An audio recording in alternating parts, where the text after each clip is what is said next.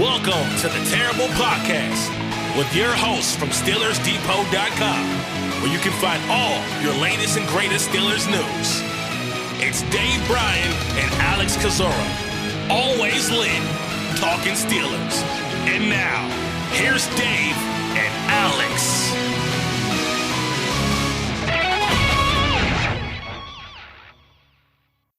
Welcome to the Terrible Podcast, Season 14, Episode 32. He's Dave Bryan. I'm Alex Kozora, SteelersDepot.com. Thanks for being back with us this Wednesday, Steelers Nation. And Dave, I think we have a pretty fun show today. There's going to be a lot for us to talk about. I think Mike Tomlin's press conference on Tuesday was interesting, to say the least, and a slew of practice squad moves for us to discuss. So, before all that, Dave, how you doing? You still hanging with me? Yeah. We should have a lot no shortage of things to talk about today. That's for sure, especially when we get to the Mike Tomlin part of the podcast here. Right. Let's dive on in, though. Before we get to Tomlin, let's talk about some of the roster moves that Pittsburgh has made. This started on October 2nd. So that was Monday after the Monday podcast got recorded. Pittsburgh waiving wide receiver Dez Fitzpatrick. He has not yet returned to the practice squad. I don't know if that's going to be the intention at some point, but Fitzpatrick was in training camp, had a good camp, had a really good showing in preseason action as a gunner, as a coverage guy, was on the practice squad, then got called up and signed to the 53 after some of the injuries they suffered, including to Deontay Johnson. He's now been waived. Pittsburgh still has an open roster spot on their 53-man roster. Bunch of practice squad moves coming in here. Pittsburgh signing offensive tackle Obinna Eze. Wide receiver Denzel Mims was a notable name. He was a top prospect out of Baylor. And releasing 3 players from the practice squad. Those were running back Greg Bell, wide receiver Jalen Camp, and wide receiver Jacob Copeland. Camp and Copeland had been signed after the season began. So off the top here, Dave, any reaction to those slew of roster moves? Changes. They are? They're changes, right? Look, I mean, just, not overarching here. I think the biggest thing to watch when it comes to all this is that there is a open spot on the 53-man roster at this point. It does not appear as though that there's going to be a bringing back Zach Gentry from the Bengals practice squad. So with, getting, we'll get into all the injuries, but with it looking like Pat Freiermuth's going to miss the game against the Ravens and all, it sets up for Hot Rod, Rodney Williams possibly being elevated, from the or signed off of the practice squad later this week. And, the thing about him, though, is he's not really a traditional kind of end of the line blocking tight end. I thought he did represent himself well, or better than kind of I thought he would in that area during his limited preseason time. But he was good on special teams. Remember, this is a guy that I thought maybe what did I predict? I predicted Zach Gentry to be gone, but I thought Rodney Williams would be the extra tight end on the roster there, but or an extra body on the roster there, a fourth, I guess, technically tight end overall there. So it will be interesting to see which way, if they fill that 53-man roster spot here in the coming days, or if they just leave that open until Saturday and do an elevation and then get into next week and then worry about filling that 53 spot, at that point. Mm-hmm. So I think, as far as what did Dez Fitzpatrick do to get Jansen out of there? And it doesn't look like, at least initially, he's going to circle back to the practice squad. I mean, I suppose it could happen today, but it hasn't happened yet. I know he had to clear waivers and all like that, but I think that would have happened yesterday. But anyway, that's just minor, quote unquote, changes at this point. Do they have an open spot on the practice squad right now, or are they full? I kind of losing track. I think they have an opening spot because they just released 3 players and signed 2. So if by basic rough math, I have not actually counted if they're at 16, but 1 on the 53, potentially 1 on the practice squad. They do have 15 in total. Okay. So maybe but they've got two wide receivers now in Deuce Watts and Denzel Mims, right? I mean, is a third needed at this point?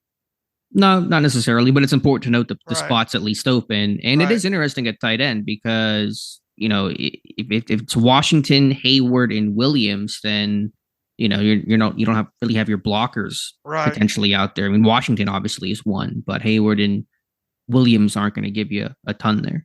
Well, obviously practices, Wednesday practices is, about underway here, right? So if there was an addition like a Gentry or something like that, we might learn about it during the show here. Sure. So should note on Denzel Mims, he's the biggest name as part of these roster moves. He was, like I said earlier, once considered a top prospect. And in one of the recent draft classes, I forget exactly what year he came out, 2020, 2021 or so. Frisman Jackson coached him at Baylor. And so there's a connection there. There's an old video of Jackson praising Mims's talent and the potential, which was realized at Baylor. NFL career has gone sideways. He was subject to trade rumors for a long, long time. And I think ended up with the Lions and is now in Pittsburgh. So there was a connection there between Mims and wide receivers coach Frisman Jackson. Absolutely.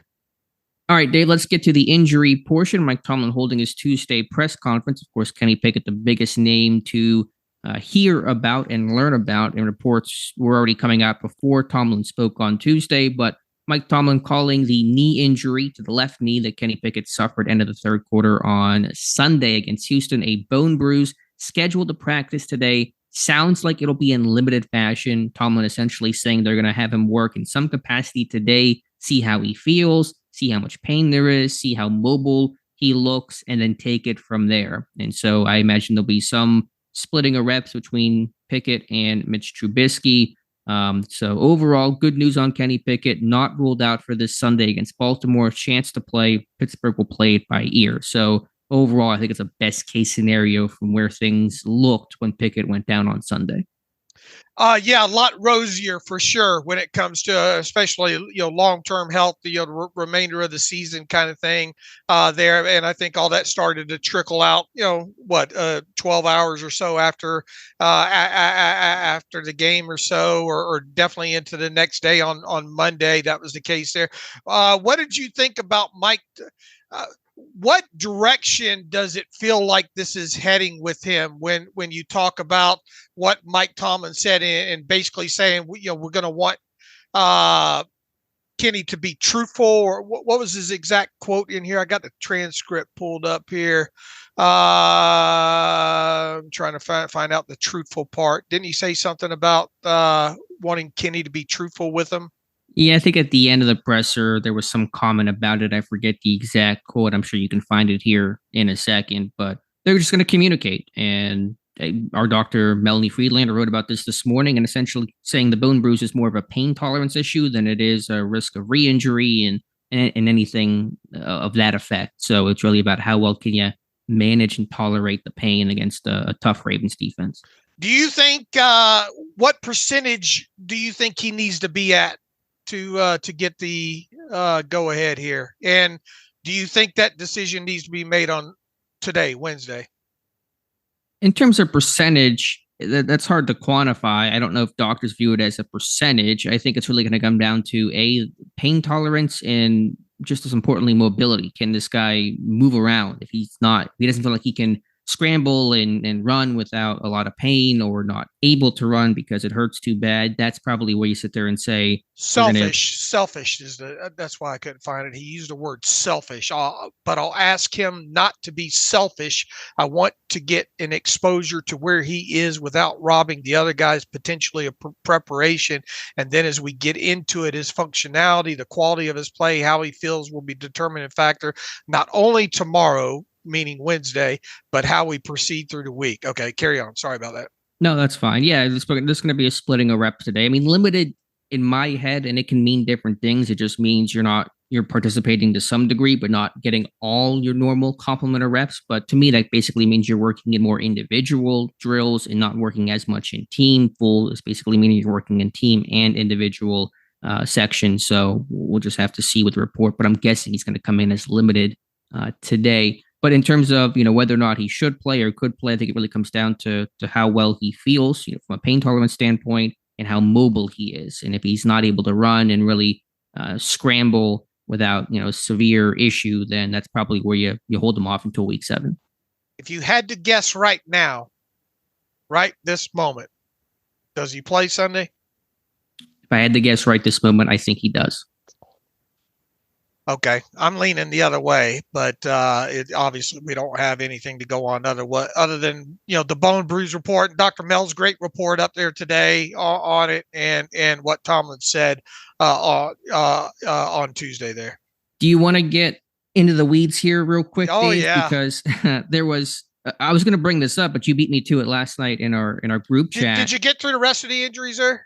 I did not. Let me do that first. Other injuries. Dan Moore, our left tackle Dan Moore, is out this week with a right knee injury per Mike Tomlin. I believe Jerry Dulac is hinting it could be longer than one missed game, even through the bye week. But so Broderick Jones will get his first career start at left tackle. Pat Freiermuth is, quote, very doubtful with the hamstring injury. Don't expect him back until after the bye at the earliest for him.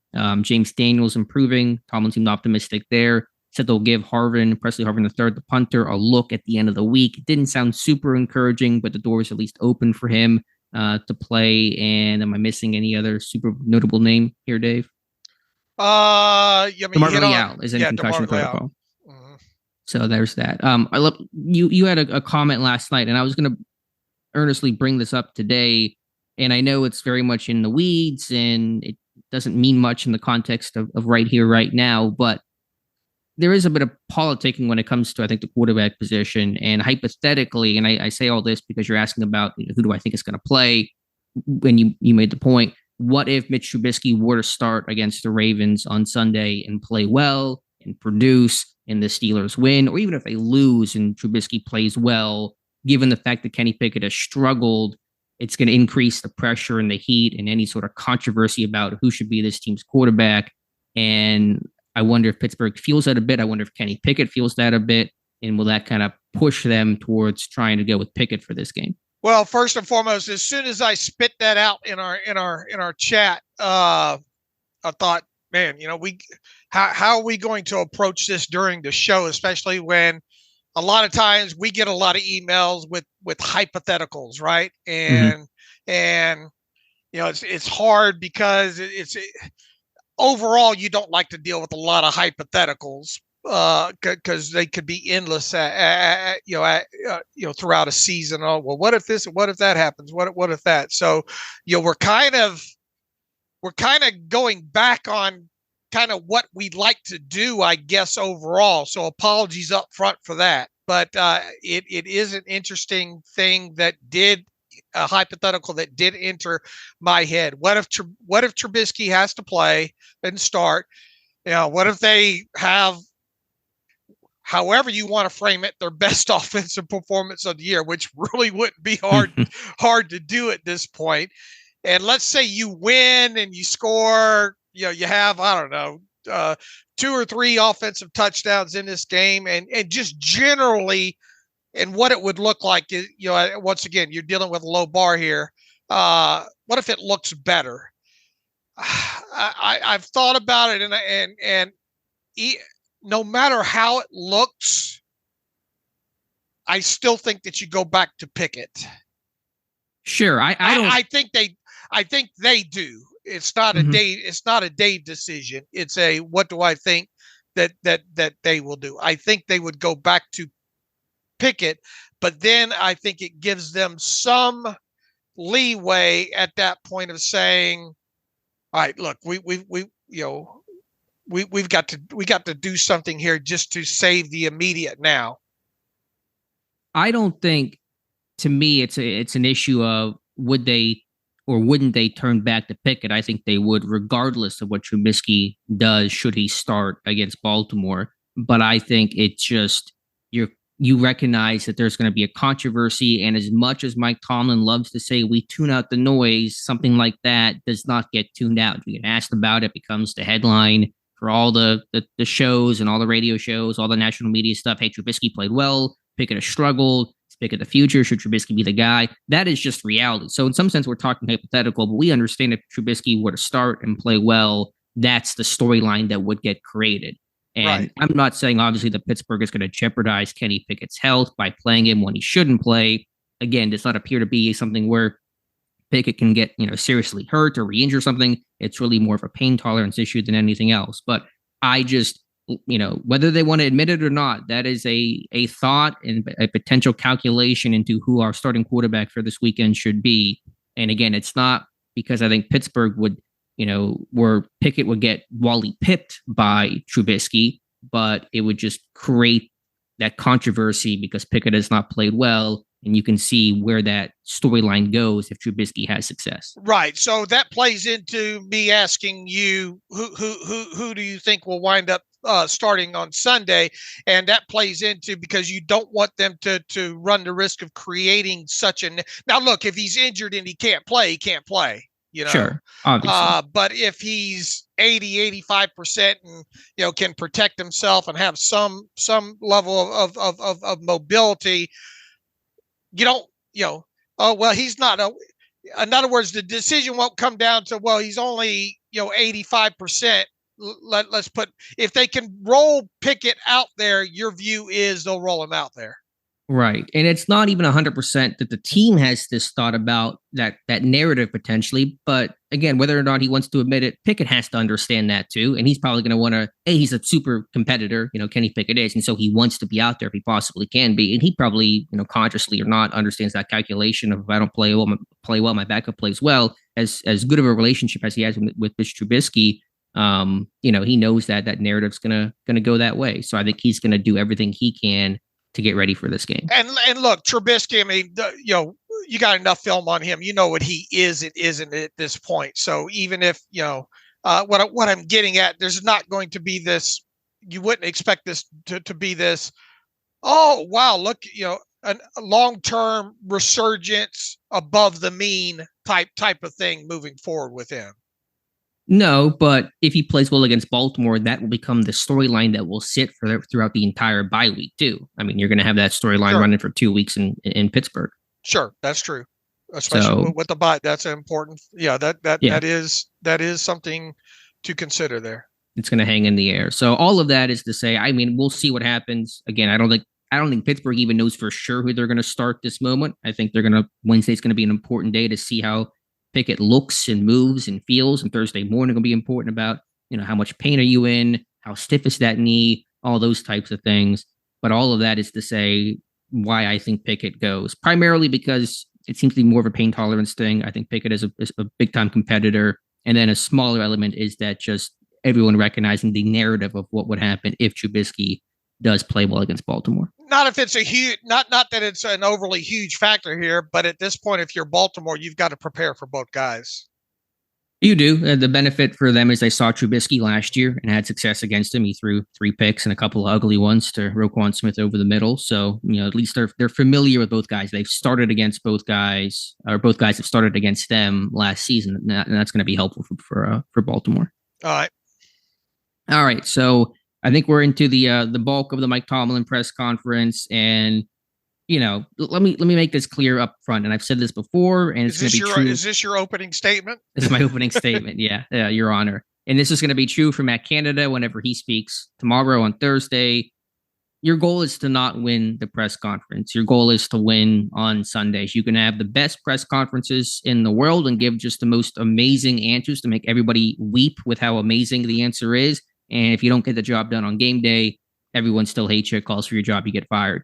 If you have the worst press conferences ever and you go out there and win on Sunday game day, everybody loves you. Bill Belichick will give you the worst answers throughout the entire press conference unless it's about like Navy in 1940 or Taylor Swift. But he wins on game day, or at least he has in the past, and everybody loves him for it. It becomes a quirk. So point is, the press conference, whether you look great in it or not, doesn't really matter ultimately. But I thought Mike Tomlin had one of the roughest press conferences I've heard him have in quite some time on Tuesday.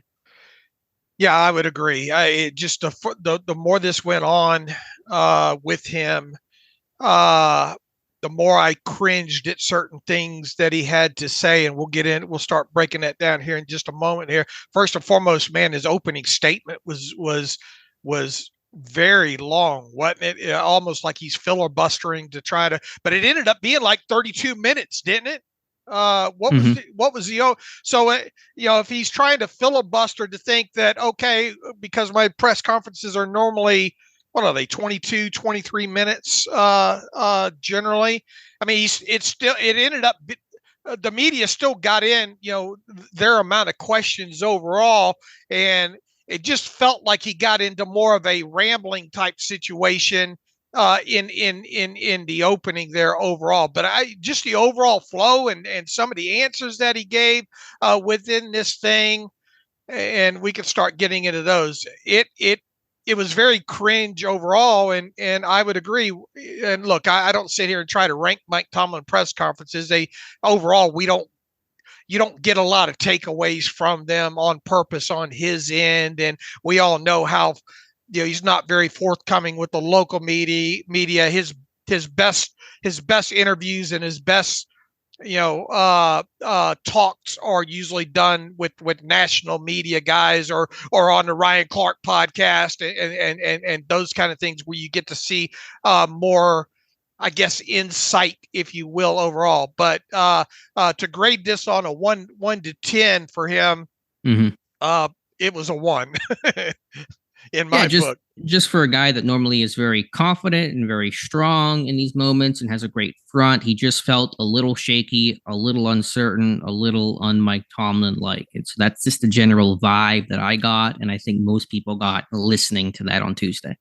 All right, let's get into anything in the opening that stuck out to you, because you want to talk about a long opening statement. He had it. Was there anything that stuck out in that? No, I mean, like you said, it was a very long opener and probably even a longer discussion on Baltimore than what he typically does for the opponent. So it felt like 10 minutes of that 32-minute presser was just him talking in the open. I think obviously when you talk about his press conference, there's two main answers he gave that we're talking about the most, in Pittsburgh media circles. The first one, whenever coming off the loss Sunday, asked about changes, and he says, hell yeah, there's going to be some changes. And then he elaborates Tuesday on those changes, knowing, of course, you're going to get asked about that, and essentially boiling down to not being physical enough. And so they're going to be in pads for Wednesday. And I don't know how much more during the week they'll be in pads, probably less so as you get closer to game day, but they're going to be in pads for at least today. Physicality was not enough in Tomlin's mind. And then he did not go into details, but just talked about some schematic adjustments and some matchup things they're going to, tweak. And these obviously weren't the big sweeping changes that people thought that Tomlin was going to say. And maybe that was wrong for them to think that. I didn't expect him to sit there and say, Matt Canada has been fired and we're benching these 5 people and all that kind of stuff. So, maybe there's some more grace to be given here, because there is the aspect of, what exactly do you want the guy to say? But obviously when you sit there Sunday and say, hell yeah, we're making changes. And then today it's, well, we got to be in pads for practice. It was a little meek, I don't know how you want to say it. They're a little meager. First and foremost, for everybody listening right now, you walking your dog right now, you in your truck right now, you on the lawnmower right now. I want all of you listening right now, and I'm watching, to raise your hand if you thought that there was going to be an announcement on Tuesday that Matt Canada was fired. I'm watching. I'm watching all of you right now. Like the Steelers Santa Claus. Right. I mean, if any of you raised your hand, honestly thinking that one of these changes was Matt Canada, being terminated or the play calling being taken, or anything related to that, I mean, shame on you. And look, this team doesn't have a history of that kind of stuff and all like that. However, the way he seen, hell yeah, there's going to be changes. And then, for him to come out and say, well, the physicality component and almost adding in some excuses, talking about, well, we had a couple of short weeks there. That's very un-Tomlin like it's usually such is life in the NFL, which I think he kind of added that in there. But he kind of pointed to, well, we weren't physical enough, and because we weren't in pads, and that's probably the reason why. And now because of that, I was talking about the changes I was talking about that obviously you guys didn't see was the physicality component or the lack thereof. And it didn't take long for me to realize that practice attire early in the year.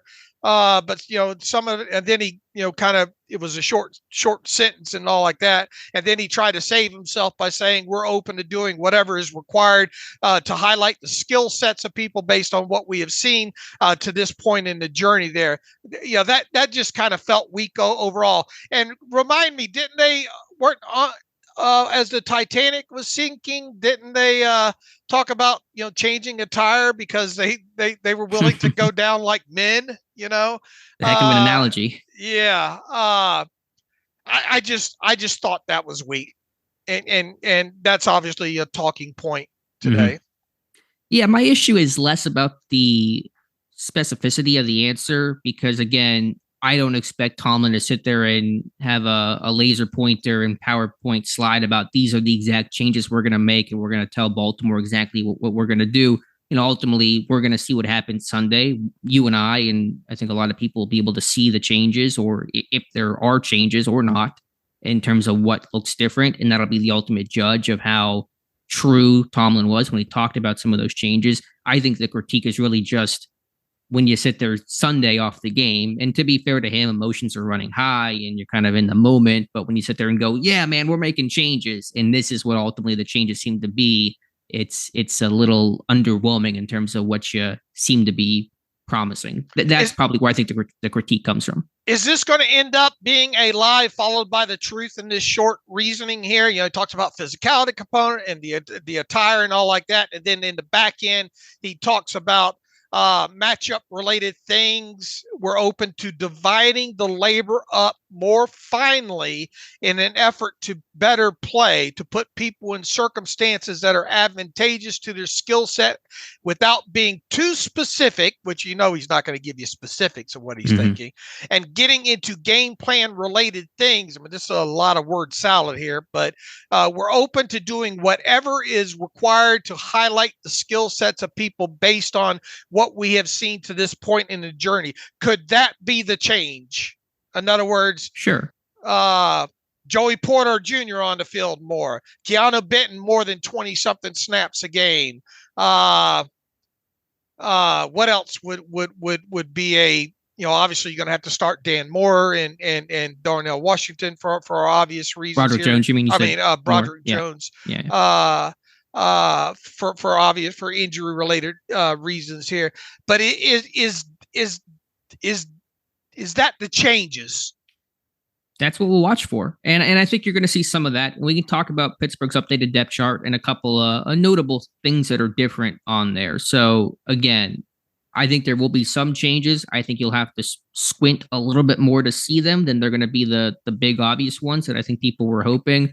The critique again for Tomlin, in my mind at least, is just the strength of what he said Sunday compared to the wishy-washy kind of standard, we're open to changes and finally tuning things that you hear about 48 hours later. All right. So in other words, to be continued as far as what those changes are.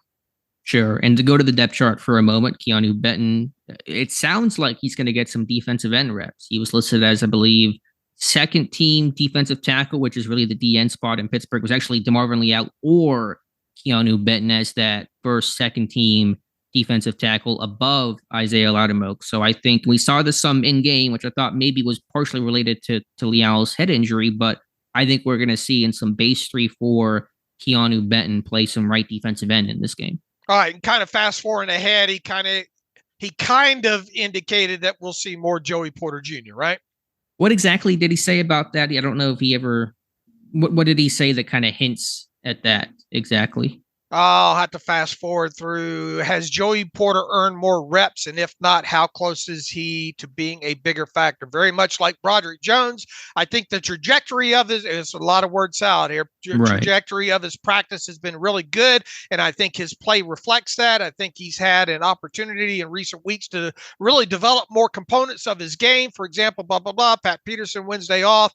A veteran corner, in other words, gets more reps on that day. He's been playing in one-dimensional passing circumstances. We know that, the dime, 2-minute, third downs, things of that nature. Wednesdays are big days for him when we rest Pat and he gets an opportunity to work first and second down football and work the totality or the base, if you will, on the installation.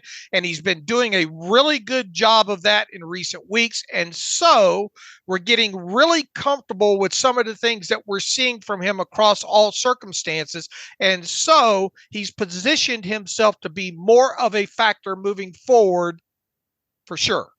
Okay, so the end there seems to hint maybe there's something coming, but it's hard to say for sure. I think one thing you should do, and it's pretty logical, is at least move Porter into nickel packages. He's been playing in dime right now. He should at least be the either left or right corner, but I think the left corner in nickel, and you might move Patrick Peterson inside, which does take Chandon Sullivan off the field. And Sullivan's been fine, but he's not going to play and keep Porter on the bench. I don't think that's the right way to go about it.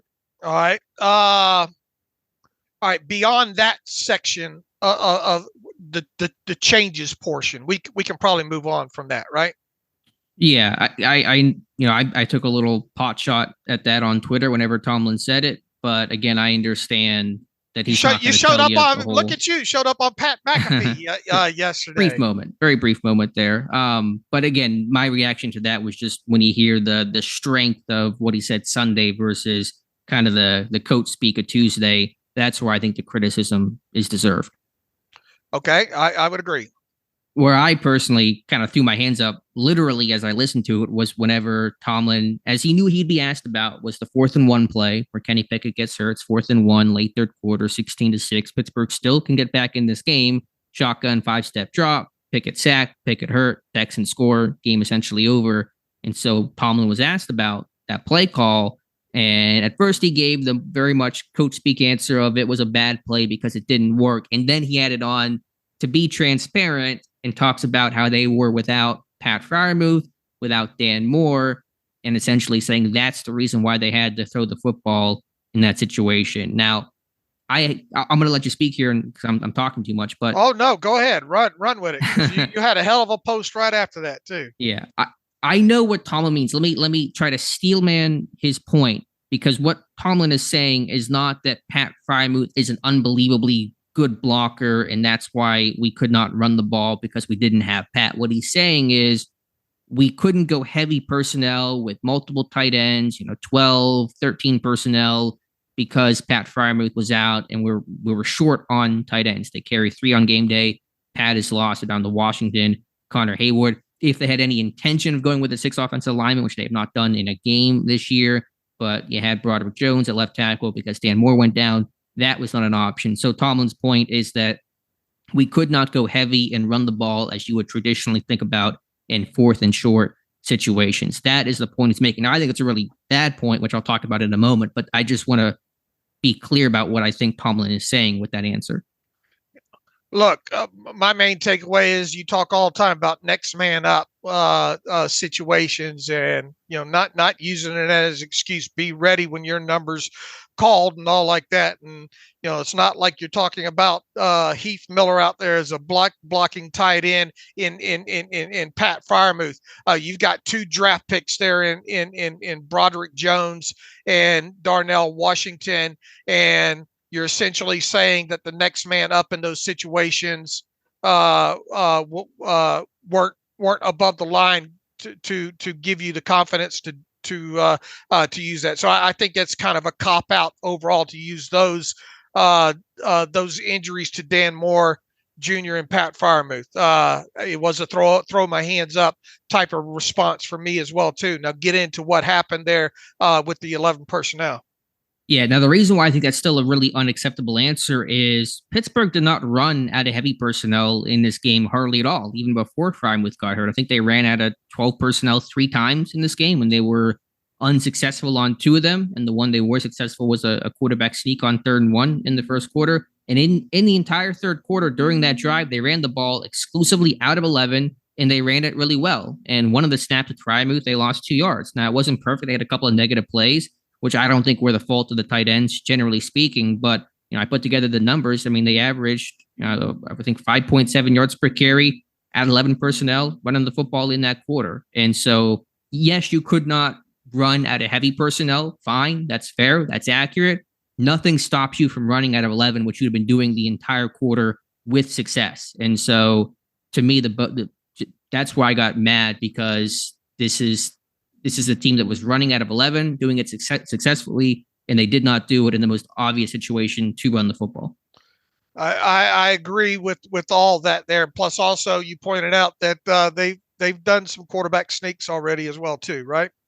Out of 11 personnel, yeah, they ran the push against the Raiders out of 11. So the option is not run the ball out of heavy or pass the ball out of 11. That's a false choice. You can run the ball at 11, and they were literally doing that the entire quarter with a ton of success. The pass game had really no success in this game. Where they got traction was with the run game in the third quarter, where Najee and Warren were ripping off big yards. There were some creative schemes up front. So you got a 240-pound first-round back, going to be the bully ball team, all the things you talk about, all the things you've done, and in that moment, you shy away from it. You run away from it. So that's the frustrating part. Nothing said Pittsburgh could not run out of 11. And in fact, they had been running out of 11 the entire quarter with overall great success. I agree. I think what does he think? We don't have all 22 access or be able to get a TV copy of the game to figure that stuff out? Heck, we've been charting games for how long now? Yeah, we're just watching it live, whatever it was, they were running the ball well. That much was obvious. Had they been struggling to run the ball, then maybe you could try to give some more grace to that. And yeah, I mean, obviously you lose Freiermuth and Dan Moore, but your replacements are Darnell Washington, who was drafted to block, and Broderick Jones, who's an aggressive run blocker. So even the guys that we're getting replaced with are better blockers than, than Pat Freiermuth. And I think Jones is probably equivalent to Dan Moore Jr., if not better. So it's not like you didn't have people that couldn't run block in that moment. Exactly. And we have an update on the tight end situation here. The Steelers have promoted tight end Rodney Williams from the practice squad to the active roster. And they have signed Des Fitzpatrick and tight end Noah Gindorf to the practice squad there. So that's an update when it comes to the practice squad. And now Rodney Williams is on the 53, and you would probably expect him to be active, I would think, on Sunday against the Ravens. Yeah, that would make sense. And he should play, as you pointed out, during the summer, a lot on special teams. Fitzpatrick comes back. And Gindorf is one of my guys out of North Dakota State. He's a rookie, big body blocker, dealt with a bunch of injuries with the Bison that kind of curtailed his career. I believe he was with Seattle as an undrafted free agent. But this was, to me, maybe the best blocking tight end in the 2023 NFL draft, even better than Darnell Washington. And he's a guy that, I know he's just getting signed here today, but could you elevate him for Sunday against Baltimore and put him out there in potentially some blocking situations? Because Hayward's not going to give you a ton. Williams won't give you a ton. Washington's kind of your dude right now. There's no fullback either. So something to watch there. Didn't I have him as the 7th round selection in my mock? I think you did, actually. Yeah. Trying to find I'll see if I can find my mock real quick here. But I'm pretty sure you did. I mean, that's obviously a name that we've talked about quite a bit. You and I both, I think, during the pre-draft process here. What did I write on him? They had him in for a workout earlier this year, too. Right. Round 7, I have, I understand the Steelers re-signed, blah, blah, blah, while Gentry might be hard for you to find on tight end rankings for the media draft picks. Let it be known that he was one of just 20 tight ends invited to the scouting combine combine this year. Unfortunately, didn't do anything while in Indianapolis due to him recovering from ankle surgery. He's known for his blocking, only caught 44 passes, blah, blah, blah. He is what he is, and that's a big throwback inline tight end who can block. He was the best blocking tight end in the FCS when he played, in my opinion. So, and I said, sure, Gendroff might go undrafted when the smoke clears, thanks to this year's draft tight end class being so deep, blah, blah, blah. But needless to say, I don't think either one of us are surprised that he is now circled this way. No, and we'll see if he gets elevated. Obviously, just practice squad right now, but a guy I did like coming out of college, and they need some blocking types, some inline guys, and Gendorf is one of the better you're going to find at that doing that. I mean, it would seem kind of quick for him to get on the practice squad on Wednesday and end up on the 53 on Sunday, though, right? It would, but if he's here to block, blocking's blocking. You can probably pick those schemes up relatively quickly. He'd be, just for certain packages, we're talking third and short, 23 personnel, 22 personnel. He's probably not absorbing a big portion of the playbook right now. So yeah, I mean, I'm kind of stretching it here a bit, and I don't know for sure if it's going to happen, but I think there's some merit to it. All right, back to Tomlin and talking about that 4th and 1 call. I would have a lot more respect for him had he just come out and said, look, you know what? It was a bad play call, and even compounded more by it not working. And you know what? I should have just kicked the damn field goal, in that situation. However, I would have struggled with them not going for it in that situation instead of just waving a white flag and kicking the field goal there because of the game circumstance. And late in the third quarter, you're down. What was it? What did we say? They were down 16 to 6 at the time. There, you had been able to run the football. Now look, had they lined up in heavy personnel and run right into the middle and not got it, people still be complaining about the play call and all like that. But the way he framed this as as an excuse for doing what they did, does not cut it. Yeah, I mean, I don't want to be too hyperbolic about it, but I just felt like that answer about not having Freiermuth and more was really kind of an insult to the intelligence of the people listening, because the evidence of what they were doing. And again, I want to make it clear that Tomlin's not saying that Freiermuth is an unbelievable block. He was saying it limited the number of personnel groupings they could use in those moments. They couldn't go heavy. I understand that, but that does not excuse or dismiss the fact that they had run out of 11 the entire quarter with success. Had they been a 12 personnel team and running the ball out of that grouping with success throughout the quarter, then I think Tomlin's point has more merit. This one, though, I think completely falls flat. I agree. Anything else from Tomlin's presser? Those are the answers that really dominated the landscape. I don't know what else there was. Do you believe it's capable for play calling to be split between two people in games, or does logistics go into all that? What did you think about his answer on that? Which was, I think play calling oftentimes it rests more than just one place, but I don't think we talked about it a lot in settings such as this. Well, maybe it's time to either by game plan or by design. From time to time, play calling is a cooperative on offense and defense. A secondary coach might have a strong feeling about a third down and long and might dictate that call. An offensive line coach might have a strong feeling about short yardage circumstance and dictate that call as examples. I might have a strong feeling, Tomlin said, about any circumstance, particularly those that are, here we are, weighty ones. A possession down in the red zone area or backed up or what have you. And so there's primary play callers, and obviously that's Matt and Terrell Austin. But for a variety of reasons, week in and week out or circumstances, it's capable of being a collective, sometimes more than others. So we have a Borg here. A Borg?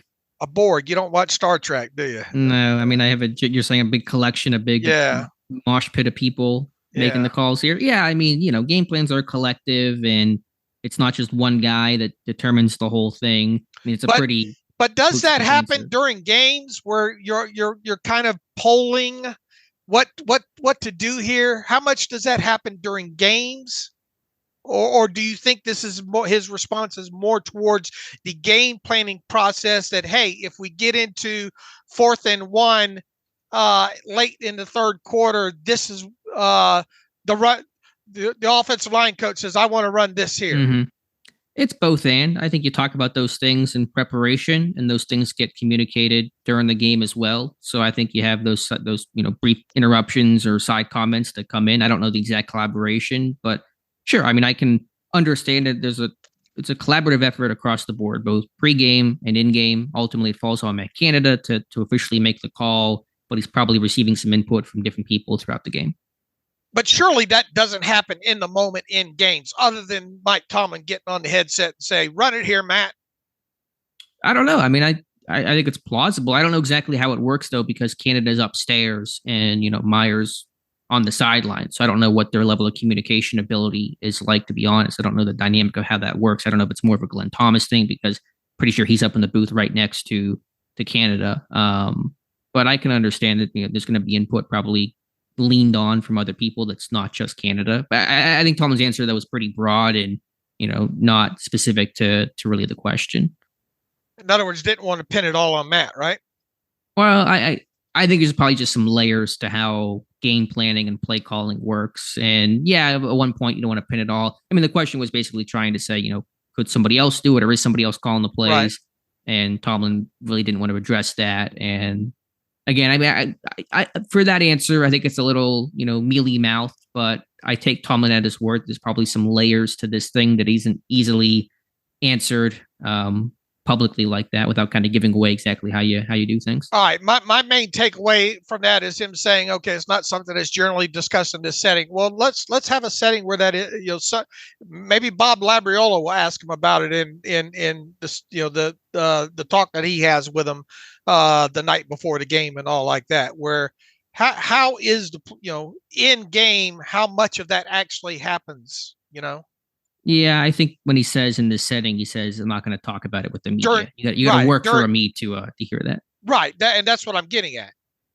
Yeah. So I think that Tomlin is deliberately not really giving an answer there. Okay. Let's see. Let's back up here a little bit here. When you talk about division of labor, especially with players, is any of that extended to coaches, whether that's changing who's calling the plays, anything like that on offense? He says, not at this juncture. No. Is there? It's interesting. Is that 1, 2, 3, 4, 5 words worth dissecting? Sure, absolutely. I think not at this juncture, because it means there's a potential juncture where it could be considered. Not this one, but a juncture down the road. So, what do you do with it? Don't know, but that is, I think, notable. Would this be a possible precursor to something happening with Canada in the next couple of weeks? If it's going to happen, it's going to happen next Monday. What is Monday's date? When is the exact date on that? Yesterday was the 3rd, so that would be the 9th.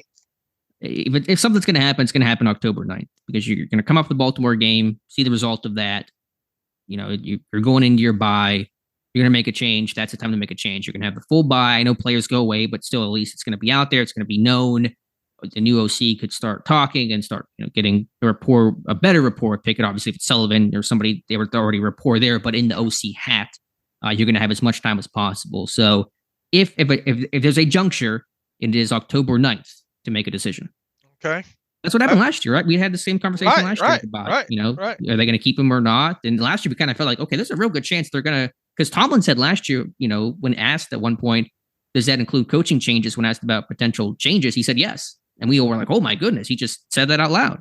And they didn't make a change, obviously, but we thought if it was going to occur, it was going to happen at the bye. It did not. Obviously, they hit the hard reset button, got back on track. So the bye week is the week to watch. All right. So for anybody of our fine listeners out there hoping for any kind of Matt Canada change, I think that's your kind of 5-word possibility there. Sure. But you also wonder, though, could they do stuff behind the scenes, because they don't fire coaches. When was the last coach they fired in season? We got to do a research project on that. I don't know.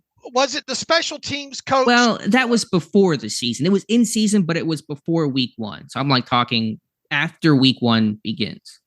Well, I mean, there was the whole Ray Sherman demotion many moons ago, right? Sure, there's been demotions, but I'm talking firings. Like Jack Bicknell Jr. was demoted in his 1 year of O-line coach, like mid-season. Sean Srett took over. But I'm talking like, he is no longer, his key to the building no longer works kind of moves. I can't recall.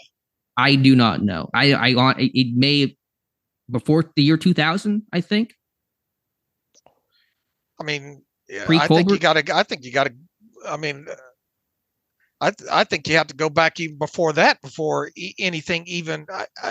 I don't remember any instance even dating back to the 70s. I don't think where a are we talking coordinator or coaches or right now I would take any coach, but obviously coordinator can also be factored in. I mean, I can't recall any instance. Yeah, the closest is Al Everest in, I believe it was 2013, a couple days before the season.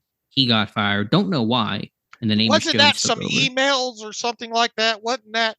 No, that was the O-line coach. That was zero line. I think if you're talking about the explicit link that got sent around, is that what you're referring to? Maybe the X-rated link. Maybe that was it.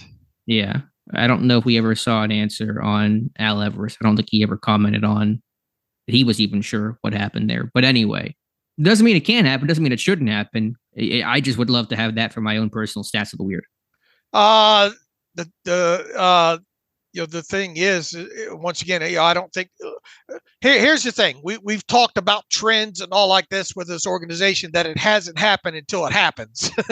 Sure. Right. The whole cornerback in the first round ahead of Artie Burns. The whole. Just up recently, the last time this team took a tackle in the first round, and the trends kind of thing. But I mean, I think when you're talking about such a long, an even longer span, where I mean, we're struggling to get past pre-90s. I think even thinking about a coach getting terminated in season. Yeah, I really might take some time to research that. I don't know even where to begin with that. But if somebody knows, if somebody can even just give me a starting point about this happened in 1980, whatever, then I can at least work from there. But I just don't know when the last time it's happened. I mean, I don't know. We can talk about, do you think it will happen or not? But probably talk about that after the Ravens game. Right. I think we look at it. I mean, it's not going to happen this week, and that's the now. Yeah, that's all that really matters. Anything else from Tomlin? I just really focused in and just kind of take away from the two comments about the changes and the fourth down call kind of really gripped me the most, as I think it did most people. The thing about Kenny Pickett, what do you want to see? The only really truthful thing to comment, the only kind of confirmation of anything worth of anything probably to come out of this press conference was him being asked about what do you want to see better from Kenny Pickett? He says, I want to see him make fluid decisions, particularly at the early stages in games. He says, I think as plays get extended, particularly early in games, it increases the potential for offensive negativity and defensive positivity. And so I think a component of us getting off to more fluid starts, there's more fluid decision making and things happening more on rhythm. And so I think that'll be the focus for him and for us, because it's not just him. We got to be assignment perfect, blah, blah, blah. Receivers got to do their thing to win the individual one-on-one matchups. Look, that's something that we talked about coming out of this last game, right? Was the decision-making process with him. Yeah, I don't think, Tomlin's given that answer a couple times and probably nothing else to really say. Want to be a good decision maker, get off to some better starts, take care of the football, all things that are central to not just him, but really any quarterback. Right. So, I mean, that was probably the only truthful aspect of kind of things you are, or at least we kind of knew about Kenny Pickett that Mike Tomlin confirmed there. Yeah, and I'm trying to think of anything else. We talked about Benton playing, well, and I think he's somebody that deserves more time. Loudermilk seems to be, on the outs. He may dress this week if Leal, just isn't out of protocol. Do you dress Fehoko? I think you got to take a look at that at some point here, Dave. Yeah, and we discussed that. They change, any lineup changes that would be regarded as kind of significant. I think that's one of them there that they could do. Were the Texans in pads prior to the Steelers game? Someone backed Brian from Bacco. the PPG, I think, had something at least on, what was it, Wednesday or something like that. One of their days. Yeah, I don't know if they were.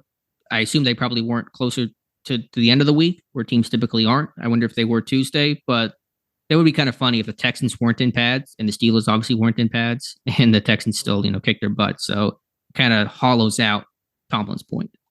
Let's see here. One other thing here, I think. Or maybe talked about Broderick Jones and how he thinks it's reasonable to expect him to be really solid with a week worth of prep.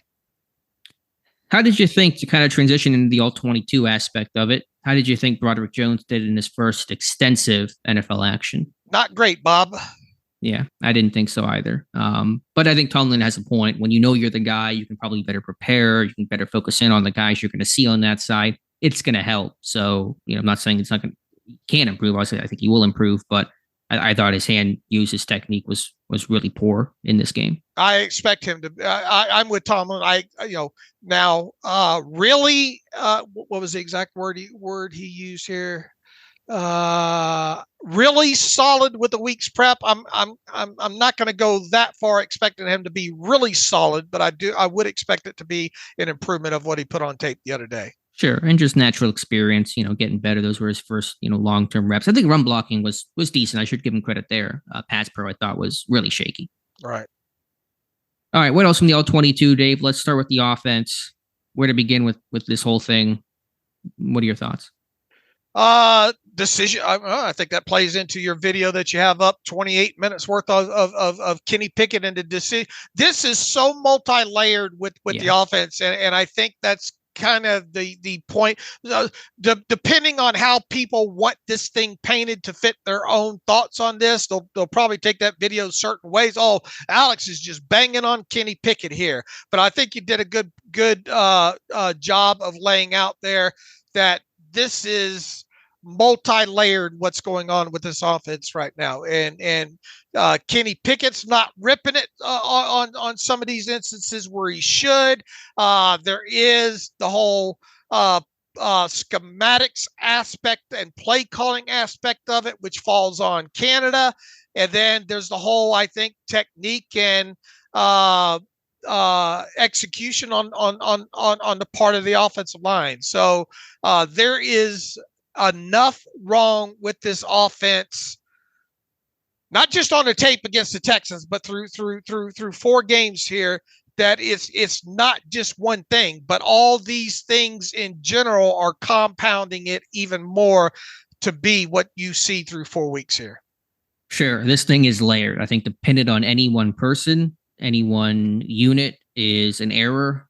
This is going to be pretty catch-all and not earth-shattering news. And sorry if it's beeping going off because I have my Discord up here because I jotted some notes down last night about just kind of the 4 big reasons, the 4 buckets of why this offense has been so poor. And I'll just read them off to you here. Middling run game, not able to control games, keep this team out of 3rd and long. They can't do that. Quarterback play that has been poor. An OC not elevating anyone with a sound and good scheme, and a disappointing O-line, especially in pass protection. So those are kind of the 4 things. And again, that's very broad and I think pretty obvious, but a run game that has not been good, a quarterback play that has been poor, an OC not making anyone better, and an O-line that's not, anywhere close to dominant. Some of their better run plays in this game were the guards on the move, right? Sayamalo, right? Yeah, they pulled some guards. They had some interesting run schemes in this one. They ran crunch at least 3 times and kind of some variation of it twice to success. My thought, and I've been trying to kick around this idea of exactly how to frame it and articulate it, and I'm probably not all the way there yet. I'm like a comedian working on his new set that's probably not ready for the actual special. Ovaltine. Those are my jokes? What's the deal with Ovaltine? What's the deal? Go ahead. I was thinking more Carlin level jokes than Ovaltine. Seinfeld. Yeah, well, yeah, I'm kind of that Seinfeld dry humor. That's probably a fair assessment. But I think Pittsburgh, and we can have probably a really good discussion that would take 2 hours, and people probably get really bored of it. But I think Pittsburgh is really bad at blackjack. And what I mean is the goal in blackjack is not to just get to 21. The goal is to get to beat the dealer, but also get as close to 21 without going over. When you're at 18, you probably stay and you probably don't, get another card because the risk of going over. And when I say that, I mean, Pittsburgh loves to try to go back to plays that work or they think are going to work. They think they got the right look, and defenses adjust. And there was a really good discussion about where do you walk that line between, okay, this play just works. Should we go back to it? Or do we not go back to it because we think defenses are going to recognize it and adjust to it? And where is that line? It is, in all fairness, really probably hard to figure out. But I think there were just so many times where Pittsburgh was going back to stuff and presenting it in the exact same way, and defenses adjusted and picked up and counterpunched really well. And I think it's been a real recurring problem for this offense throughout the last couple of years, especially the last 2 years. And over the years, when I've done tape study, normally you see things that work for either one team or against another team's defense. You see that kind of spread out over like 4 weeks, right? Right. It's not done so rapid fire the way that it's done right now. Right. Now it seems like, well, that worked. Let's go back to it. And this isn't a situation of several years ago and it was funny to hear Ben talk about it. And we've talked several times about the game against the Bengals several years ago where you're running a power and it's working and you just keep running a power. And who was it? Was it Le'Veon? Yeah, it was DeCastro leading bell. Right, but who was it that came out and said, "Well, Ben didn't give a hell what Todd Haley was calling"? Oh, that was Bell. Yeah, we're running it again and all like that. I don't care who called it, but there are certain. I'm a firm believer in, man, if it's working like that, especially in late games, especially in that particular situation where, man, this team just can't stop the power. Run it. I am a fan of running it until they stop it, especially when it comes to the run game specifically there. But yeah, you're right. This plays back into my 70-yard or bust offense that they seem to be running right now. And yeah, I understand. And this is something else. I understand they're trying to change this up a little bit, run it different directions, flip the formation, maybe have the alignment a little bit different, but it's still, when you have a guy like, Austin specifically running that, running that deep post. I mean, it's easy to pick up on what that's going to be. And Steven Nelson said as much. Those guys study film as well too, and especially when you've run it 3 times in your first 3 games, it's not hard, like you said, to guess what they're going to do there. Mm-hmm. Well, they run it more than 3 times. They run it literally a dozen times. And the crazy thing is, and I had this in the video that I did, it's up on the site this morning, is after the Nelson pick, I don't know, like a couple plays later, they ran the same play. They ran the same exact shallow cross with the post over the top. And I thought Pickett was pretty quick to check it down, but why are you going back to that play? It was also the same exact, down distance situation as the Austin touchdown. And so defenses are going to recognize that and take that stuff away. So why are you going back to this play that you just got picked on and that you probably run way too much, and you call it again, basically the next opportunity that you can call it again? That's no confidence in the rest of what you have. I guess. I mean, or is it where your playbook is that limited, or do you feel like this is the only play that we can execute? It's not just pass game either. I don't want to just pick on that. I think there's some run game stuff too, where I think the run game had more success. But again, this is in the video. It's easier to watch it than me try to explain it in an audio format. But third quarter, where they had success running the football overall, but they're out of pistol. They have a 2 receiver stack to the bottom, 1 to the top. They motion Allen Robinson down for an insert block. They run it in the red zone. They get a couple yards. And then that got picked up because they shifted the safety Petrie as more kind of a sniffer in that, and he blew the whole damn thing up. Yeah, that was my point. Yeah, they went back to the same play in the same quarter, literally probably 10 plays later. Same exact pistol, 2 receivers stacked to the bottom, same insert block, and you can see the linebacker call it out to the safety and push him down to go around the block as opposed to meeting the receiver in the hole. They blow it up. Warren fumbles. Turns into second 18, leads to that 4th and 1. So that's some of the stuff I talk about where you're doing that, presenting it the same exact way, and defenses, of course, are going to adjust. They ran crunch to success to their credit 2 times. Then they ran it a 3rd time at the same exact guy, number 93.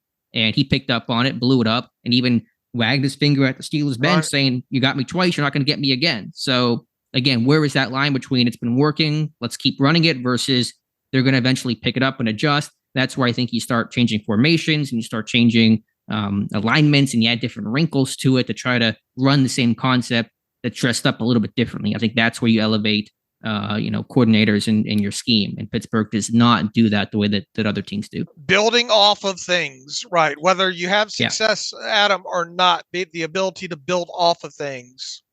Yeah, defenses are too smart. They put in too much work. These guys have played too much football to know what you're doing and to pick up on things. And you might get them once, but you probably won't get them twice. And when you think that you can, you're probably wrong. Right. So that's my issue overall, is that I'm just seeing this team.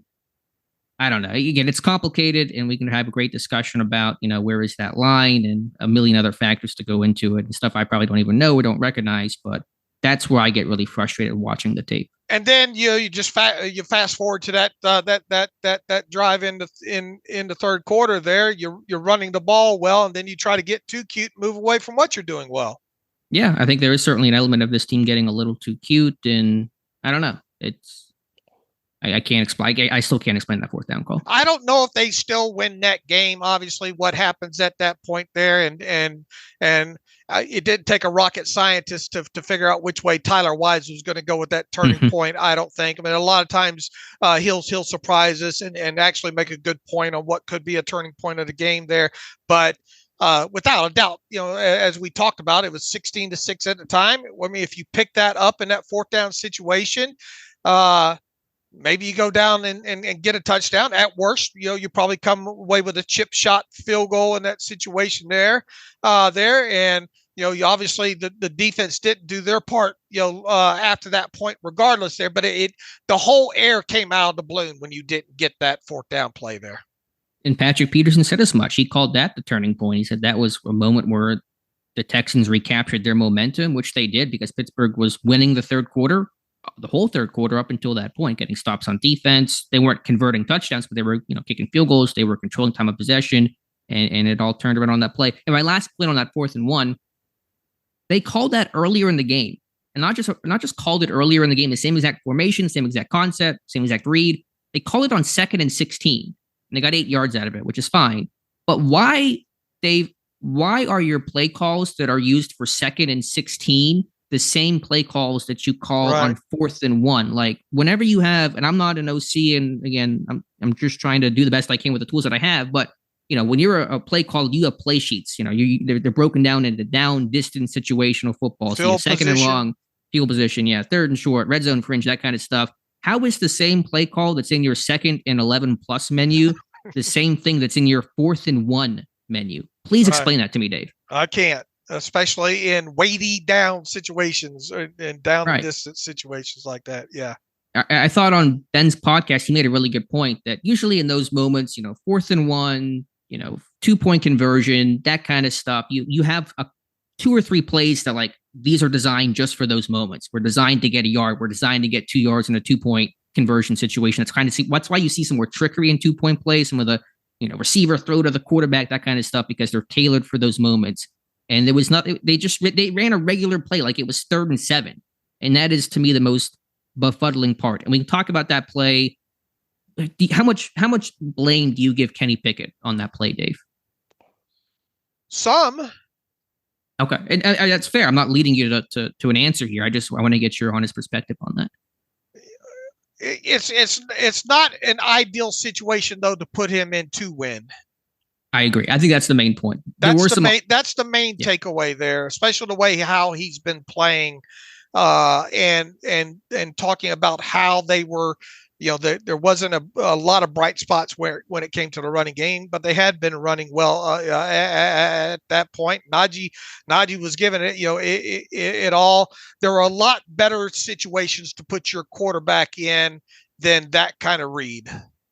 Right. I know a lot of people have talked about, and again, it's a little hard to talk through it audio version without the video for those listening, but everyone talks about the backside dig on that play to Calvin Austin that I think you could make that throw. That's probably open.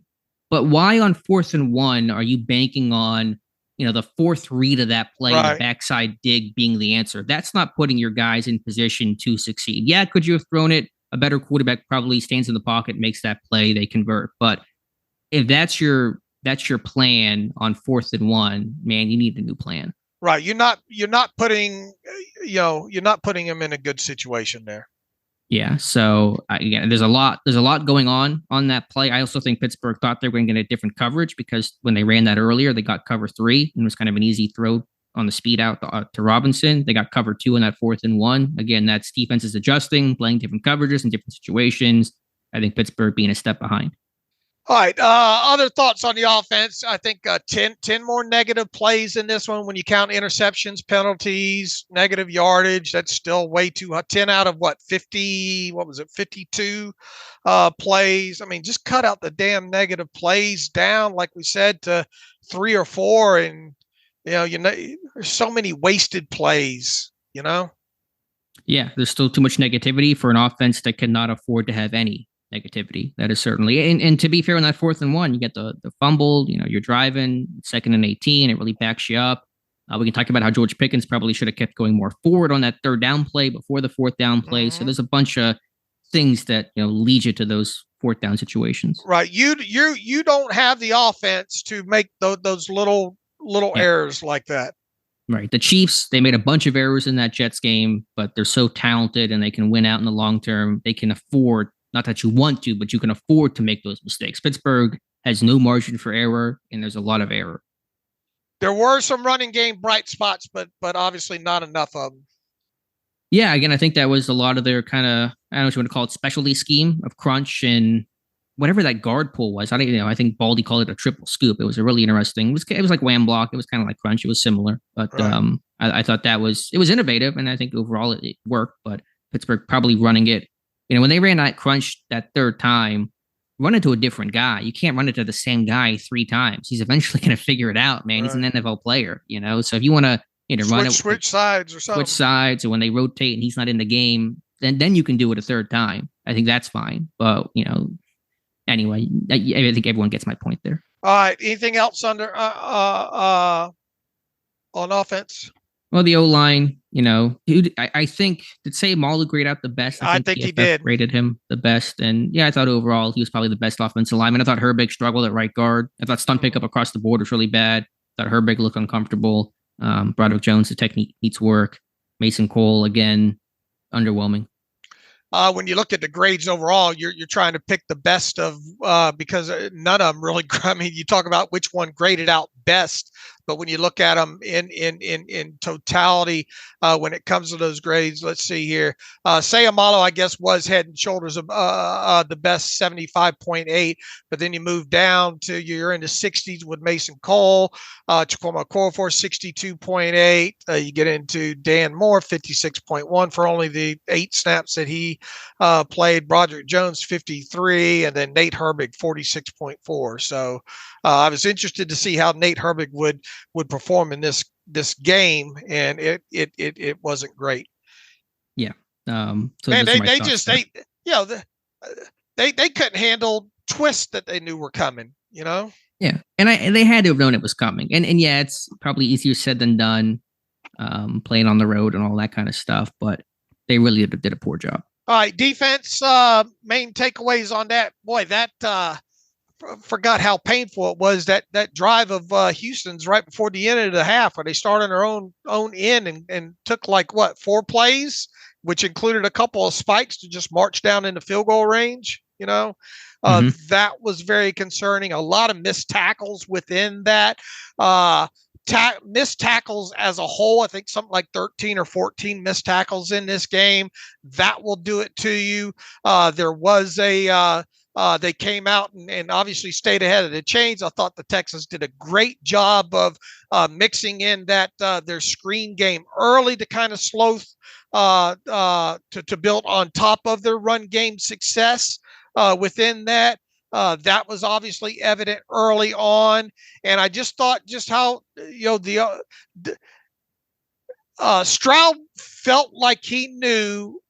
It seemed like he knew where he wanted to go with the football on 75% of the situations with him. Like he knew what he was going to get. He was so well prepared within that, and the ball came out quickly. I think even his time to throw was, what was it, 2.7 or something like that. And that might have been exaggerated by a couple of times that he did hold the football there, but their game plan was on point. Overall, they were highly prepared for what they thought they were going to see, and their offensive line just outplayed the Steelers' defensive line, and that should not happen with even you don't have Cam Hayward on a defensive side of football there, but you do have and Sands, a guy like Benton who really deserved to play more than what he did there. That shouldn't have happened in that game. And Mike Tomlin, another truthful point that he talked about was the piles falling forward and all like that. But piles falling forward wasn't the only issue in this game. Once again, I thought schematically they were ready for what the Steelers were going to do.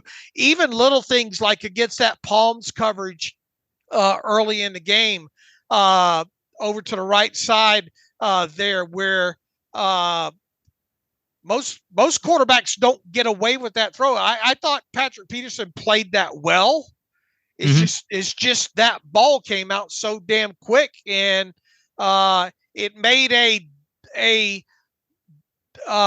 it was a great throw against a good defensive call.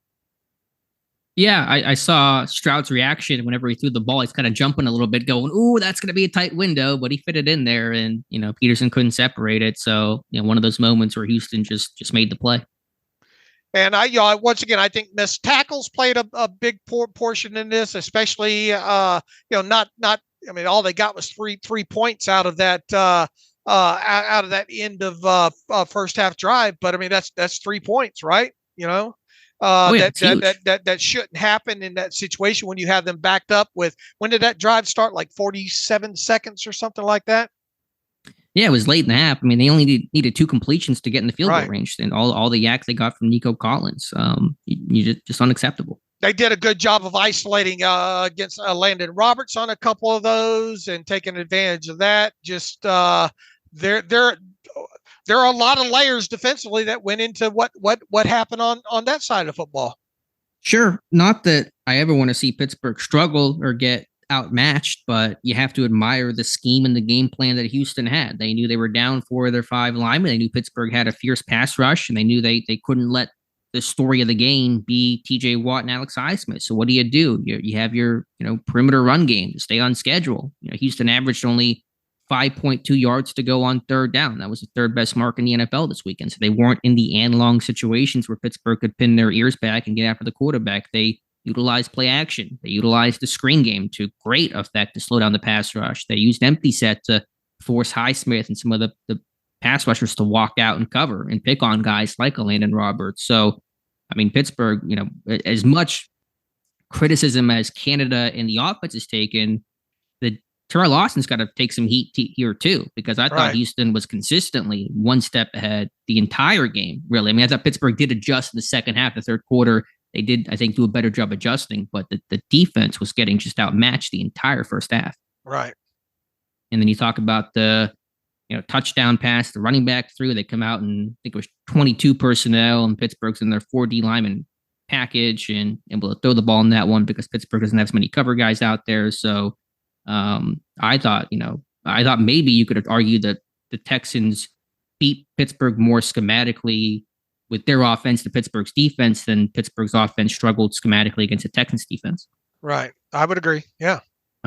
So all pretty bad there. What bright spots? We did mention this, I think, on Monday. I thought, Highsmith, a couple of nice rushes. The ghost rush looked good. Najee Harris ran really hard in this game. So kudos to him for that. I think the run game was, one of the bright spots in that third quarter. I would agree. Okay. Any other final thoughts here with the all-22 here, Dave? Offense, defense, special teams? No. I think we got most of it out of there, and we're already running in an hour 15 minutes here. Yeah, just a couple last thoughts here. I thought interesting article that Josh Carney wrote the other day about Mason Cole's reaction after that failed 4th and 1. Seemed especially angry, taking his helmet off, and he's a guy that's pretty quiet, but he had said after the game, it all kind of makes sense now that he said that Pittsburgh, we seem to get scared after a negative run occurs. And I think that's what he's referring to, because they had that 8-yard loss and fumble before that fourth down play.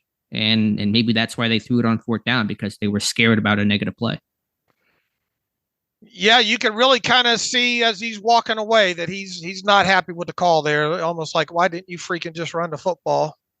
Yeah, he's kind of motioning, his hand across. I don't know if that's just out of frustration or if he's trying to say, we need a yard. Let's just run the ball there. So it's not just the fact that the play failed, they didn't convert, but there's frustration, I think, amongst the players to the coaches of what are we calling here?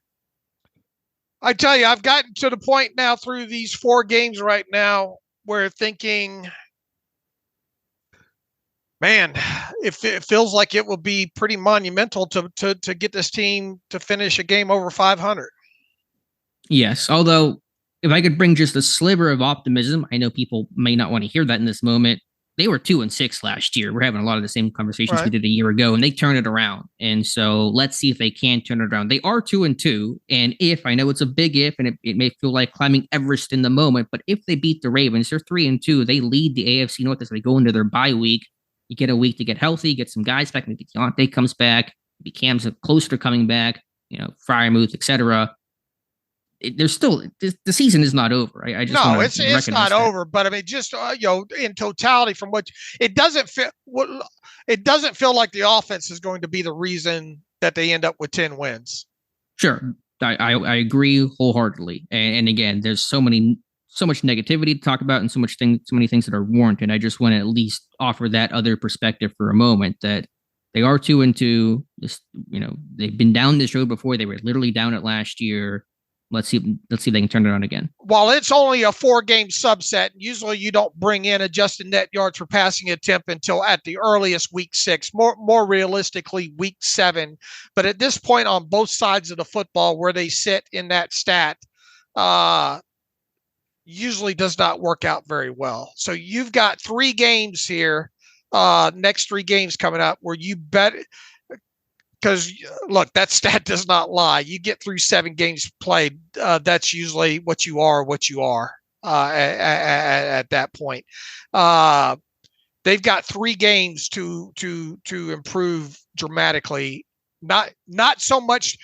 Most of the problems with the defense has started with the run. If you calm the run down, I think the rest of it will kind of come into focus. And look, they're under 7 when if we're sitting here talking about a number of 8 or 9 or something like that on a defensive side of football, it's a lot more worrisome. I think I think the number's high where it is because they're not keeping opposing offenses behind the chains, and that obviously starts with the run. So clean up the run, and maybe that will come into focus better on the defensive side of football. And look, you're not going to get home to the quarterback more nearly enough when he's able to get in those circumstances like Stroud was in, where he's getting the ball out that quick. You're just not. Sure. And the instances that you do able to get after him, you damn sure better take him down. And unfortunately, the closest they came was really one of those Highsmith ghost move rushes there in that game overall there. So it might sound funny here. I mean, am I concerned about the defense at this point? Yes. Against the run specifically, yes. I think that can come in. Can over these next 3 games can come into line if they can stop the run. Offensively, though, I mean, you got to get this number to 6 to even to I think have a chance. And there's nothing that allows me to think that. Yeah, I think the offense has so many more layers to the problem than the defense. But to the defense, yeah, you got to stop the run. But they have not stopped the run except for the one game against the Raiders. The other 3 games they've gotten just killed in the run game. All right, where were we transitioning here? I'm not sure. It's a good question. I was trying to bring a little bit of hope about where this team is at, being 2-2 and this thing not being done yet. And as I put on Twitter last night, it would be so on brand for this team. Look, what's the record with Tomlin now? Unfortunately, we're having to recite this record way too quick. 11-2. Yeah, 11-2 after blowout losses of 20 points or more. There, unfortunately, that's the second time this season we've had to now quote that stat there. And look, it is Ravens, Steelers. it would be so on brand for a Mike Tomlin team to ugly out a 16-14 win against the Ravens in Pittsburgh, going to bye week 3-2, leading the AFC North, and us being even more mad at the offense than we are four games into the season right now. The true Steelers experience happens every year. It feels like, yeah. I mean, I think I have not given a prediction much thought. There's a decent chance Pittsburgh wins this game this weekend, just because, as you said, it's a Steelers thing to happen. It's Steelers Ravens, kind of throw the records out. Pittsburgh has had success against Lamar. I'm not sure who I'm picking in this one, but that is certainly, I think, a plausible thing that occurs, and it would be very much, as you said, on brand for this franchise. Now, if it was anybody other than the Ravens here, I'd probably have a different. But we have seen this far too many times over the years, and it would. I'm not ready to go there. We'll find out where I get to on Friday with my prediction, all like that. But it would be so very much on brand to have the defense make a couple plays in this game, because look, Lamar hasn't been great against the Steelers in his 3 starts, right? They've done good as a whole, and limiting him on the hoof and things like that. And what even is the status of Odell in this game? Look, Mark, they're tight end. Obviously, you need to control him in this game. Mark Andrews, yeah. Mark Andrews, and Mike Tomlin went out of his way to praise Flowers, who's been fantastic so far. But do you think of this Ravens offense as juggernaut right now? I think I was watching their offense last night. They've had a lot of self-inflicted errors. I think in the Colts and the Browns game, they fumbled, 4 or 5 times in that one. We had that conversation a while back about how they lost to the Colts. They fumbled like 3 times in the first half. That's how they lost to the Colts in that game. Otherwise, they probably blow them out. But, I mean, Pittsburgh has had success against Baltimore and against Lamar specifically over the last 5 years. All right. Anyway, we got enough time to preview that, jump more into the tape. I've just barely cracked it open on there. Yeah. But, to the point, just to go back to that one more time, that the season is not over. And I obviously have been very negative this episode, but I just want to bring up a little bit of silver lining here, because they are 2-2. They beat the Ravens, are 3-2. Got to bye. The sky's not falling. In Pittsburgh, they just play well when they're the underdog, when people count them out. Whenever they're kind of the trendy team, the favorite, they don't do as well week 1. Yeah, they were dogs to the Niners, but you got a lot of people picked Pittsburgh to beat the Niners in week 1, and they were kind of the trendy team in the AFC to enter the year. They get blown out. They're kind of the underdog against Cleveland. They beat them. They go into Houston. Okay, if you're like going to win this game, they lose that game. They're going to be the dogs this week, kind of counted out. Pittsburgh, for whatever reason, they just do well when they can really truly have that chip on their shoulder. And look, we talk about it every year at the start of the season, doing a prediction. How they play within division really is going to matter a lot, especially the way this team is built right now. And if you somehow, no matter how you do it, end up coming out of Sunday against the Ravens with a W, you're 2-0. Yeah. In the division. And my theory is for them to be able to compete for the division title in 2023, whatever that looks like, however many wins it is, you better go 4-2 in the division or better this year. So if you somehow manage to come out of this game with a W, I think you can, you focus on what you can do in the division at that point, even more. You're halfway there to 4-2, obviously beat the Ravens. So yeah, I mean, it's hard to imagine a team that hypothetically were to go 4-2 in the North does not make the playoffs. You know what I'm saying? So right.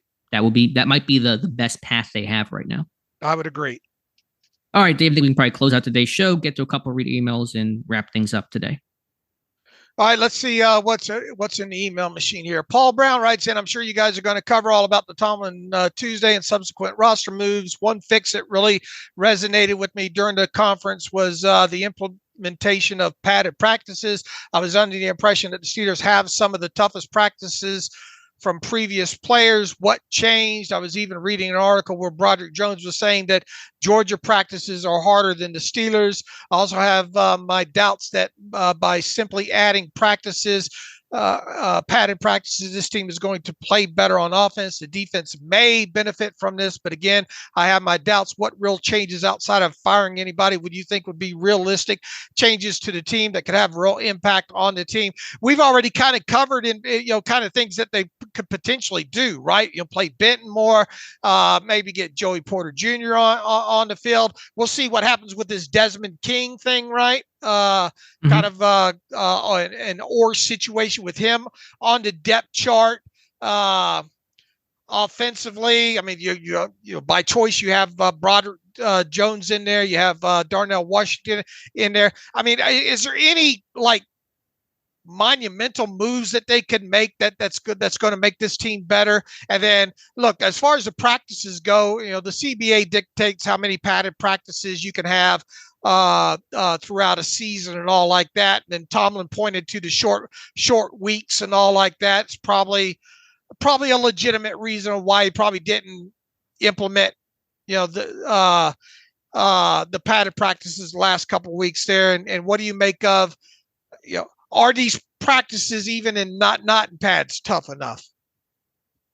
Yeah, I mean, it's hard to have a tough practice when you're in, just shoulder pads or helmets, whatever it is. So, yeah, to the point, you only get, it's a pretty small number of padded practices you get. I forget what it is, like 6 or 8 during the course of a season. So you got to use those kind of smartly. That the physical practice is more referring to training camp, where Pittsburgh is, full tackle, go to the ground. Most teams are thud tackle, stay on your feet. And so that's where that comes from, more so camp than it does in season. Yeah, could Desmond King play some slot? They want some physical people. They weren't physical enough against Houston, Mike Tomlin says, and King is a pretty physical nickel corner against facing a run heavy team in Baltimore. So maybe that's something that we see.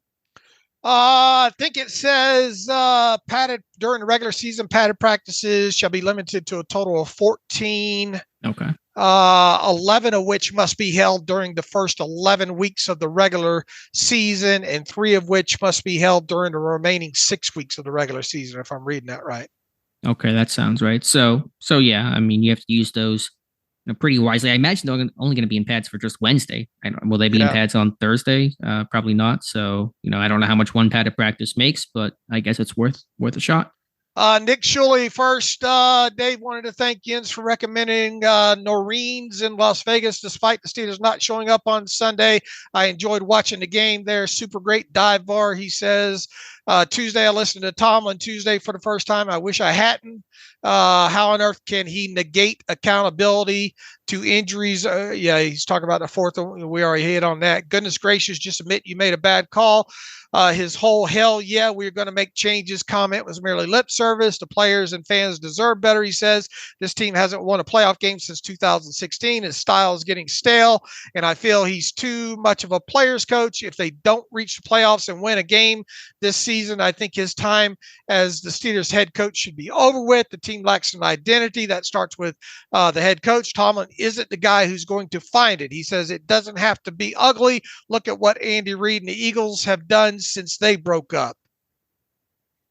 Yeah, I mean, there's a lot there, obviously. I'm not going to focus too much on Tomlin's future, that kind of stuff, until after the season and just see where things shake out, because we don't know what's going to happen. We talked about the turnaround they had last week. I mean, I mentioned the frustration, my own personal loathing of the never had a losing season stat that kind of drives me up a wall. I've said that for a long, long time, and recognize his team has not won a playoff game in far too long. So those things are true, but I'm not going to make any of those big declarations. Did you have any thoughts on what Pat McAfee, he bringing up the comment about, is Tomlin kind of done in Pittsburgh? That was, I don't know if it was surprising for him to say, but obviously not something that you hear about on a national landscape too often. It's easy to get ratings with, I'll tell you that. Yeah, we certainly ran with it.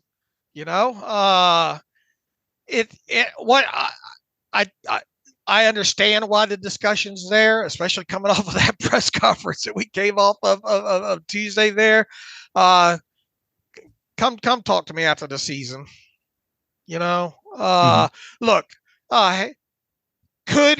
my biggest takeaway right now is, could 2024 end up being I'm playing for my future, or I'm coaching for my future in 2024? I don't think that's unthinkable from where we sit right now. Yeah, I don't know. It still feels it's weird to talk about because we hadn't talked about it that much. So maybe that's where I'm coming from. I'm not Look, really thinking they about it got to much. get into playoffs here soon, though, right? Uh, if you don't this year, and even if you do get into playoffs this year and you win, and it's on the heels of another 9-8 season, I mean, that's not enough. It's not enough. No, yeah, this team has to end its droughts of just lack of playoff success. And I know winning's hard and the playoffs are hard, and I'm not expecting Super Bowl or bust every year, but there's got to be more than I think. And maybe my my frustration this week, and I've been more frustrated than I typically am, even after the 49ers game, which was an equally poor loss. But I feel like the standard has fallen in Pittsburgh, and it's not necessarily where it's coming from Mike Tomlin, but I just feel like it went from Super Bowl contenders, that's always our goal, to never had a losing season, to you get blown out, and what are you going to do? It just feels like just such a fall, and maybe this is are we in? And I'm sure we can have these conversations more in the off season, but are we in the 1980s again? Are we in like 1984? Post Steel Curtain, post Bradshaw, and it's gonna suck for a while. I imagine if there were podcasts and Twitter and message boards back in 1985 and 1987, probably same conversations happening. So is that frustration coming from younger people like myself that never really experienced the 1980s and we're kind of living it in the 2020s? And look, this is a quarterback driven world, and you got to have a franchise quarterback to win it all. But do you necessarily have to have a franchise quarterback to get into the playoffs and win one playoff game? No, you don't need that. Right. So here's the thing. I mean, this team has got this. Here's what's run through my mind several times. You sent me down a damn rabbit hole again. Here. I got it one more time. Is building through the draft and sprinkling in guys that you like that aren't overly expensive in free agency enough. Now, is it so dependent on hitting properly in the draft, the way this team puts together teams year in and year out? Are you asking about that for Pittsburgh or just NFL wide? I'm talking about, I'm talking about, I haven't sat down and broken it down that way. I'm talking about Pittsburgh. It's very predictive to a point of what this. How's Cameron Sutton doing in Detroit, by the way, Alex? You go send me down another rabbit hole that down here, damn it. You want to talk about a decision, that something that we thought that this team would and should re-sign Cameron Sutton. Anyway, we'll leave that for another. I mean, in fairness, he's not changing the complexion of the season. No. But it's just one of it's very predictive what this team does during an off season, though, and has been for a long time, right? They have been more aggressive in free agency the last 2 years, though. I think we all recognize that during that time. All right, but name the aggressiveness. I mean, in terms of the contracts they gave to James Daniels, to Sayamalu. Was that much big of a? I mean, it's not like they broke the bank on him. No, I mean, it was a middle deal, though. I mean, for Pittsburgh, it was a lot of money. Okay, what did you want them to do in free agency? I think everybody seemed very happy with their free agent moves. I haven't gone back to drill it down. Obviously, if you go out and get a star left tackle, you're going to pay top. And by the way, how's he looking with Kansas City right now? Right, Jawan Taylor. Yeah, he's right. Been kind of a mess over there. It feels. I think my biggest thing is the players too much of the players that they like type scenario when it does come to free agency overall. I just think the whole free agent signing process during the offseason needs to be looked at a little bit better too. And look, their drafts haven't, this team is really dependent, as are probably most teams during the draft. And we'll obviously see how we don't really know what this draft class this year is yet, because they can't get some of these guys on the field enough, and maybe that'll change the complexion of this thing a little bit. this season. Yeah, I mean, I wrestle with it because I think everybody was really happy with their offseason process and for agency. I mean, how many, Omar con artist memes got made? And then to double back and say, well, did they really do a good job? This is going to be, maybe a comment ripe for criticism because we're in the moment. I think this is still, in a lot of ways, a talented Steelers team. They're not playing to the talent that they are, I think, are capable of. And why is that? There's probably a lot of layers to that: coaching, players, health, all that kind of stuff. But this team should be better than what they are, and it's frustrating to see that they are not. My overall takeaway is the process seems to be a little stale.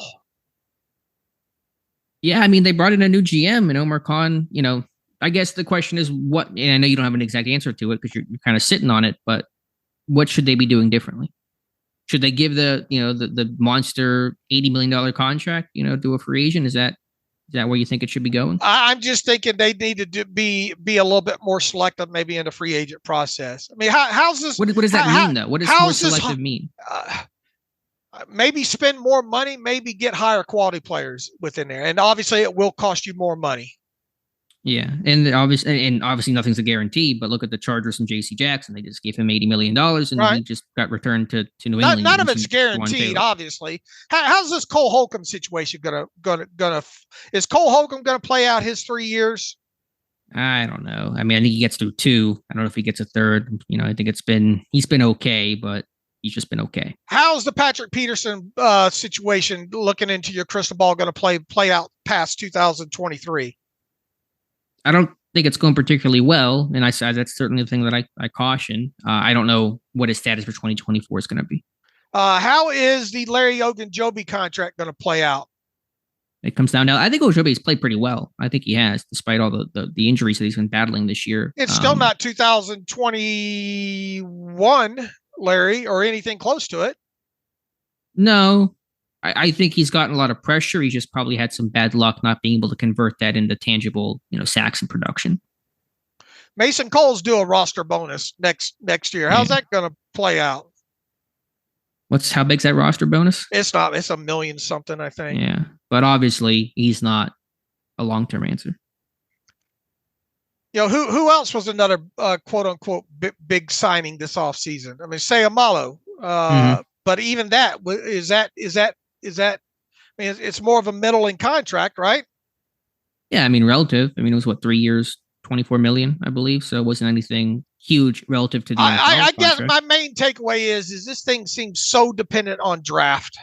I mean, again, I think in past years you'd be more right. They had a ton of free agents. So we just rattled off all these free agents they just signed. So I don't. What do you mean exactly when you say it's dependent on draft? Because they're not building just through the draft right now. Right. Well, that I guess I feel, once again, I'll go back to saying I think kind of the evaluation process probably needs to be looked at in totality, both the draft and free agency. Sure. I mean, that's probably fair. When you're a team that's struggled, I think you evaluate everything. So again, I don't know. I mean, obviously I think we're all trying to find some answers right now about why this team's struggling. And look, if Kenny Pickett doesn't turn the corner here, I mean, they're not just going to throw him on a trash heap after this year.